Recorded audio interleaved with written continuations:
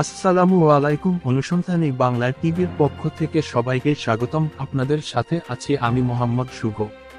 বরিশাল থেকে মোহাম্মদ তাচিম খান নিজস্ব সংবাদদাতা জানিয়েছেন, বরিশাল পটুয়াখালীর বাফলের নরমালা মাধ্যমিক বিদ্যালয়ের পিছন দিকের পুকুর থেকে একটি লাশ উদ্ধার। আরও থাকছে বিস্তারিত।